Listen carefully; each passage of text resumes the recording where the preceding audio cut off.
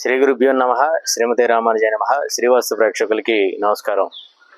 వాళ్ళ వాస్తు విషయాల్లో చాలామంది వాస్తు దేనికి చూడాలి అంటే ఇంటికి, స్థలానికి, లేదంటే గదికి ఈ విధంగా ఆలోచన చేస్తూ ఉంటారు. అంటే ఎందుకు చెప్పానంటే వాస్తు అనేటప్పటికీ మనం 3 విధాలుగా ఉంటుంది.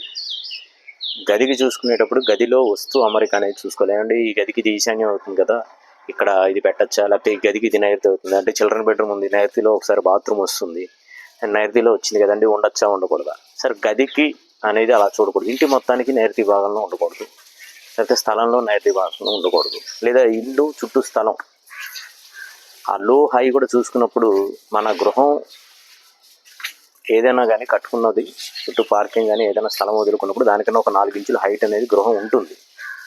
ఎందుకంటే చుట్టూ నడక అనేది వేరుగా ఉంటుంది. అక్కడ తీసుకునేది ఏమవుతుందంటే చుట్టూ ఉండేదాన్ని బట్టి నైరుతి నుంచి ఈశాన్యం వరకు ఫలం తీసుకుంటాం. అది మన స్థలం అన్నమాట. గృహం తీసుకునేటప్పుడు ఈశాన్యం నుంచి నైరుతి పిల్లర్ వరకు ఏదైతే ఉంటుందో ఆ గృహపరంగా నియమాలను చూసుకోవాలంటే ఆ గృహానికి ఎంతవైతే ఈశాన్యం లేకపోతే వాయువ్యం నైరుతి అనేవి ఆ గృహం వరకే మనం తీసుకోవాలి. గదిలో పెట్టుకునేటప్పటికి కిచెన్ ఉంది, కిచెన్లో ఏ భాగంలో ఈ అలమరలు ఎక్కడ పెట్టుకోవాలి, లేదంటే స్టవ్ భాగం, ఇవన్నీ అంటే ఇంట్లో గదిలో పెట్టుకునే వస్తు అమరికని మనం చూసుకోవాలి. కానీ అక్కడ మళ్ళీ దీనికి ఈశాన్యం అవుతుంది కదండి, దీనికి వాయువ్యం అవుతుంది కదండి, దీనికి నైరుతి అవుతుంది కదండి అని చెప్పి మనం చేయకూడదు. చాలామంది ఇక్కడ మనల్ని అడుగుతూ ఉంటారు, ఏమండి ఈ భాగానికి ఇది అవుతుంది కదా, ఎక్కడో విన్నాను, ఇది ఇలా పెట్టకూడదు కదండి, అది అలా పెట్టకూడదు కదండి.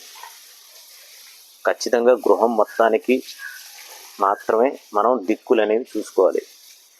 గదికి దిక్కులు అనేది చూడకూడదు. చూసుకోవాలి అది ఏ విధంగా వస్తు అమరిక విషయంలో చూసుకోవాలి. కానీ ఈ గదికి ఈశాన్యం అవుతుంది కాబట్టి ఇక్కడ డోర్ పెట్టుకుంటా, ఈ గదికి ఆగ్నేయం అవుతుంది కాబట్టి ఇక్కడ డోర్ పెట్టుకోకూడదు, ఈ విధంగా కాకుండా మొత్తం స్థలానికి ఏదైతే ఉందో ఆ స్థలానికి తీసుకున్నప్పుడు స్థలానికి ఎలా ఏ విధమైన అంటే ఎక్కడ మనం పెట్టి తవ్వాలి, ఎక్కడ స్టెప్స్ పెట్టుకోవాలి, ఎక్కడ బోరు వేసుకోవాలి, ఇవన్నీ స్థలానికి సంబంధించి. గృహంలో వచ్చేటప్పటికి నైరుతిలో బెడ్రూమ్ ఉండాలి, మాస్టర్ బెడ్రూమ్ ఉండాలి, ఆగ్నేయంలో కిచెన్ ఉండాలి, ఈ విధంగా తీసుకోవాలి. గదికి వచ్చేటప్పటికి ఖచ్చితంగా మనం తీసుకోవాల్సింది వస్తు అమరిక మాత్రమే. అంతేగాని గదికి ఈశాన్యం వాయువ్యం నైరుతి అని చెప్పి తీసుకోవడం అనేది మంచి పద్ధతి కాదు. జై శ్రీమన్నారాయణ.